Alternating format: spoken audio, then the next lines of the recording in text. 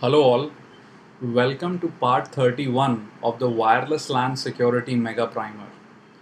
In this video, we will look at various different EAP types and then dive deep into PEEP. So as we've seen in previous videos, when we use WPA to enterprise, there could be multiple EAP types which we can use for authentication. Now, some of the more popular ones include PEEP, EAP TTLS, EAP TLS, and then you also have LEAP and EAP FAST, which are proprietary solutions. Now, if you look at the real world usage, PEEP definitely tops it all. And the simple reason is Windows, which is probably the most used operating system in the world, has native PEEP integration shipped with every single copy of the operating system. So very quickly, what is PEEP? Well, PEEP stands for Protected Extensible Authentication Protocol, and basically there are two different versions of PEEP.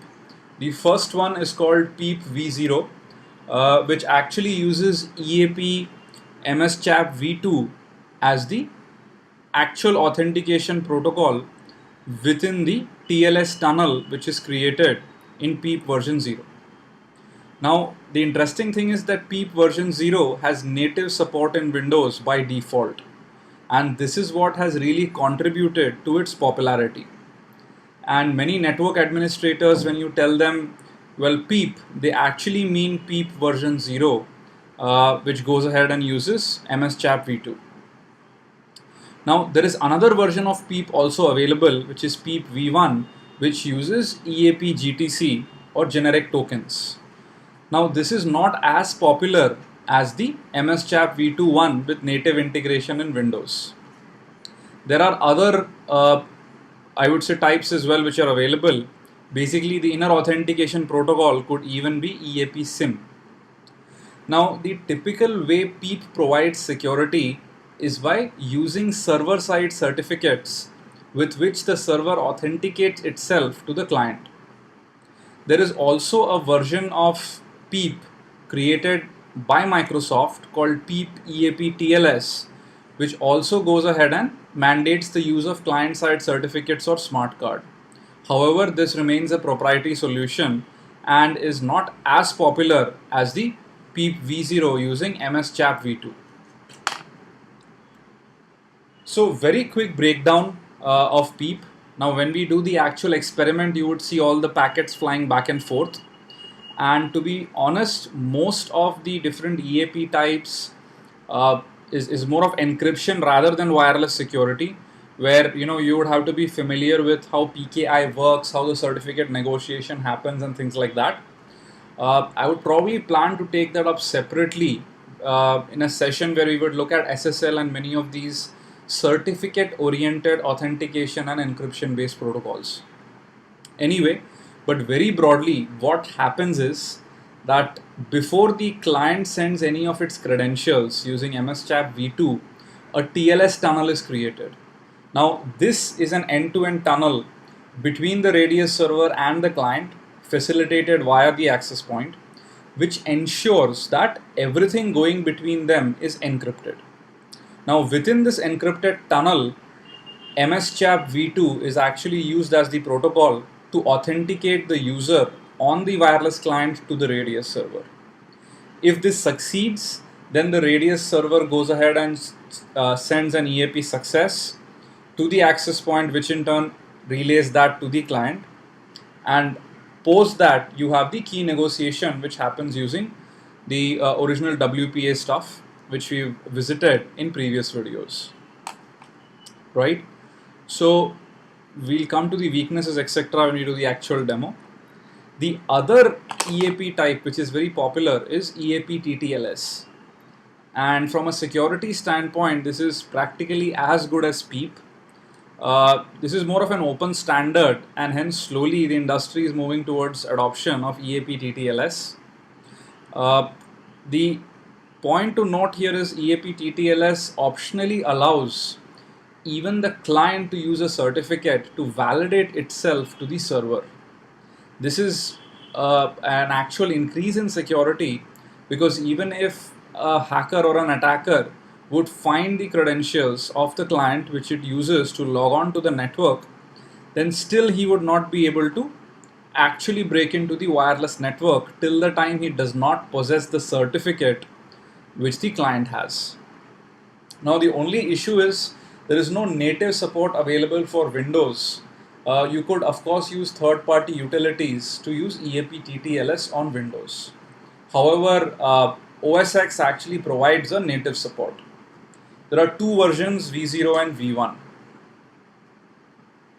Then we have EAP TLS, which is probably the most secure of all EAP types. And the reason for this security is that it mandates the use of both server and client side certificates. Now, as you can imagine, because certificate management and distribution is such a gruesomely painful task, this has contributed to EAP TLS actually not being as popular with administrators.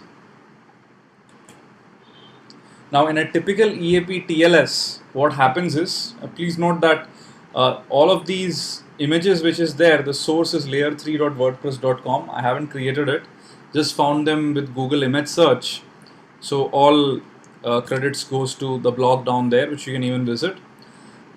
Coming back, so basically here what happens is, apart from the servers validating, sending its own certificate and validating its identity to the client also in turn has to go ahead and authenticate itself to the server using its certificate. And then after that, you could have any other inner authentication protocol if required. Now, post this, you typically have the WP authentication. Then we come to Leap, which is a lightweight extensible authentication protocol created by Cisco Systems. To be frank, Leap is practically obsolete now. Nobody uses it because of the various vulnerabilities which were found. Most notably, that Leap was vulnerable to a dictionary attack via eavesdropping. Now, what Leap used to use was basically a modified version of MS-CHAP for authentication. Cisco themselves now recommend that you should move from Leap to Leap EAP Fast, which is the replacement for Leap. So how does Cisco Leap work? Well, it's basically a challenge response protocol where you go ahead and have the radius send the challenge, the client satisfies with the appropriate response, and then authentication happens. And if you remember, similar to the EAP MD5 case, all of this was going out in absolute plain text over the air, which made it very easy for someone to eavesdrop and launch a dictionary attack. Okay, then finally came EAP Fast, which is touted as a replacement for Leap by Cisco. EAP Fast actually goes ahead and uses server-side certificates, even though they are optional.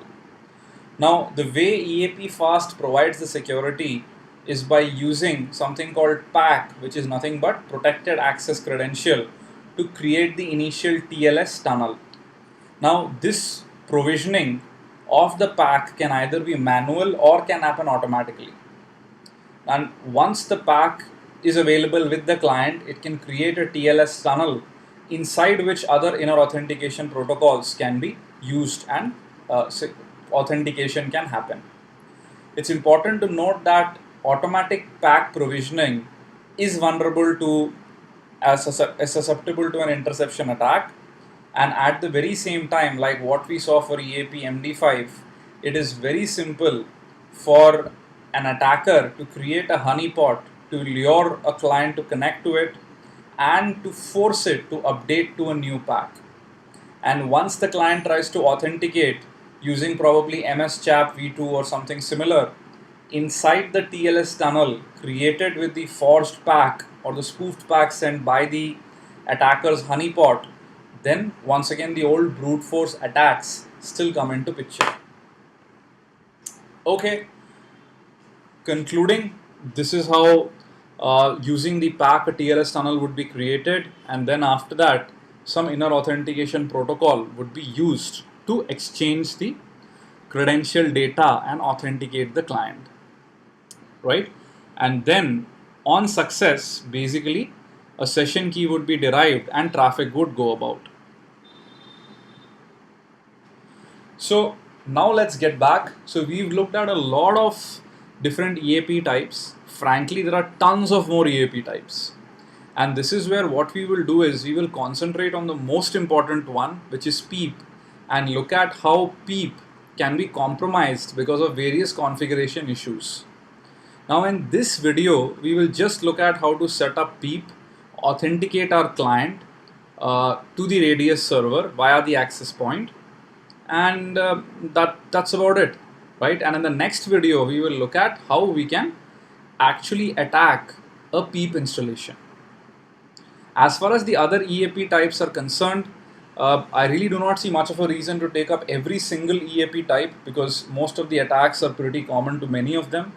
And at the very same time, many of them hardly have any deployments around, right? But I may take them up from time to time. But I think as far as WPA Enterprise is concerned, PEEP probably alone justifies over 85% of installations, at least in my opinion, right? Okay, great. So now let's go to our demonstration. Let's go to our backtrack machine. So this is the exact same machine we've used for our EAP MD5 demo, and hence when you open up eap.conf, you will still find that the default EAP type is set to MD5. Let's change this and make it PEEP. This is the first step.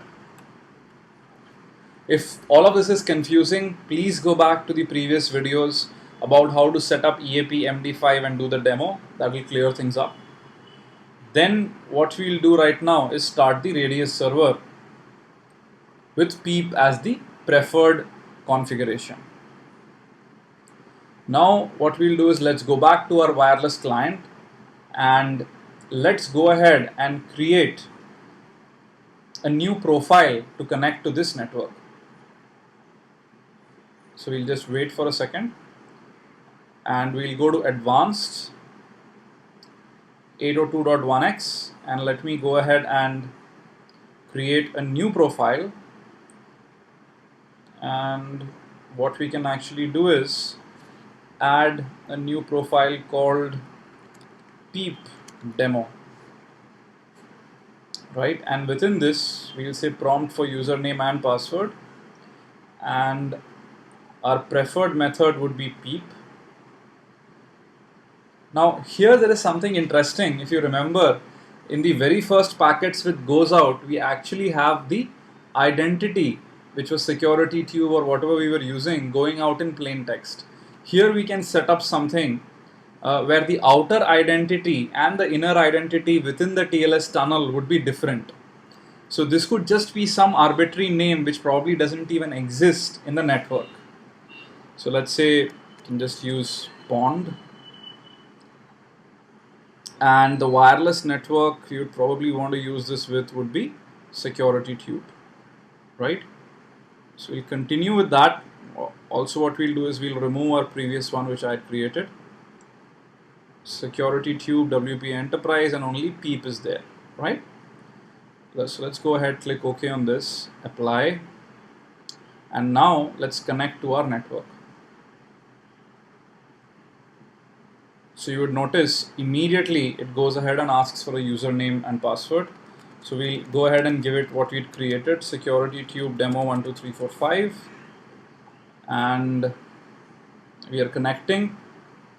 And if you notice, we've successfully connected to the security tube network, right? If we go back to our machine, you would actually notice that security tube was what was used, and basically the connection has succeeded, right? So let's go back to our slides. Actually, no, what we're going to do is let's go back and launch Wireshark so that we can go through this process a little bit more in detail.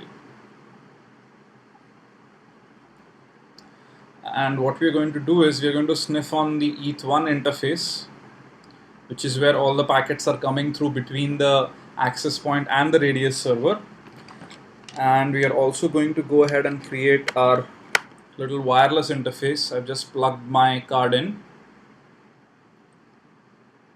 Right, don't worry about this little message here. I was just trying to feed it a couple of keys to do something with SSL. And what we are going to do now is to first check if, I think we'll have to include the USB device.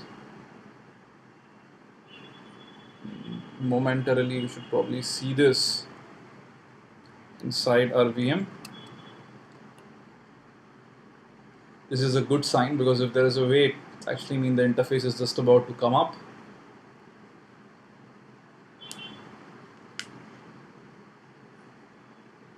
Okay, let's go ahead and create a monitor mode interface.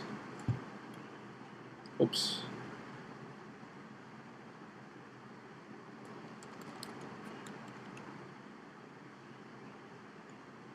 And let's go ahead and put this on channel 1, because we remember that's the channel where our AP is, right? And now let's launch another Wireshark instance. And this time we are going to monitor Mon0. And if you remember, what we really care about in both cases is just the EAP packets. Let's go back here, and once again, let's actually just have this for EAP packets. Now we can go back to our original machine, probably just quickly disconnect by maybe even just connecting away, and then coming back again, turn airport on. Right, this may by default very quickly connect to security tube, and we would be able to see a lot of messages here, right? So let's actually look at what's happened on the wireless side. So if you notice, the first thing is the response identity packet. Actually, there's a little bit of a, let's just go ahead and stop this for a second, right? First, you would typically have the requests and the responses coming in, and if you notice, let me just run through these packets a little bit here and there.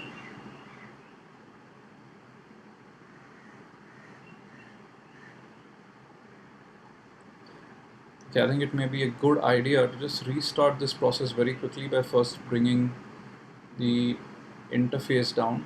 Just go ahead and connect to my home network, and let me just restart the whole sniffing process.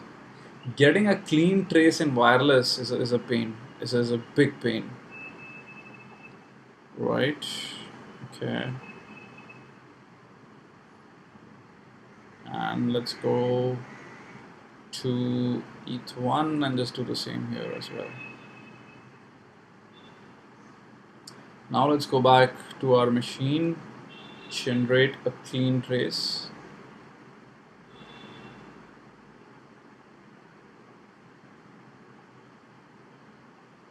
Right, go back here, and now basically we would be able to see all the packets going both through the wireless as well as the wired side interface.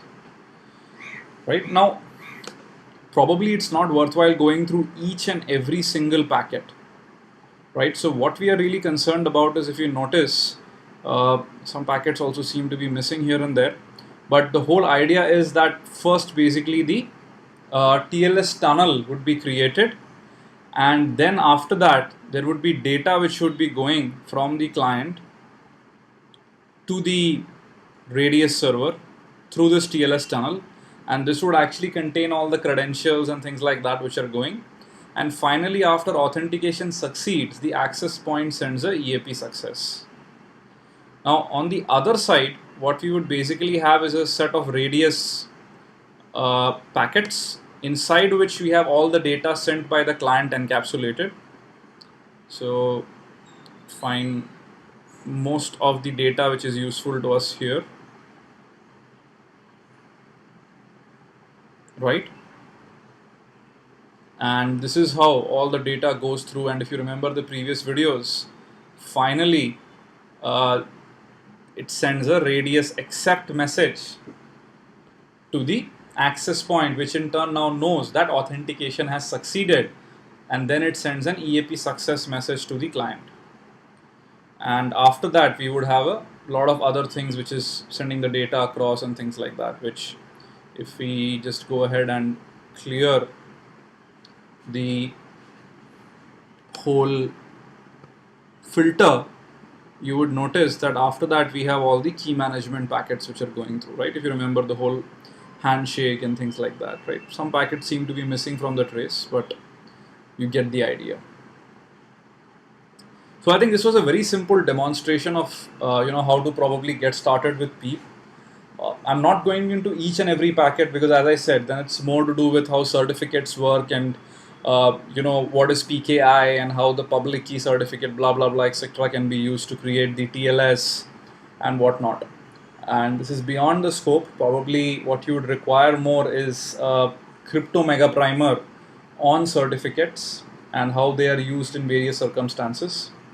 But the key takeaway from a wireless perspective is that the access point is relaying all these packets, allowing for the creation of this TLS tunnel, through which credentials are being passed in an encrypted form, because of which we are unable to see the actual values going through. If you remember in EAP MD5, it was very simple to just sniff the packets off the air, take the challenge, take the response, feed it to AS Leap and actually get the output. Sorry, feed it to EAP MD5 pass and actually get the output. But in this case, it isn't that simple, simply because everything is encrypted, right? So that's all for this video. In the next video, we will look at how to use free radius WPE to go ahead and compromise PEEP security because of various misconfigurations on the client. That's all for this video. Thank you.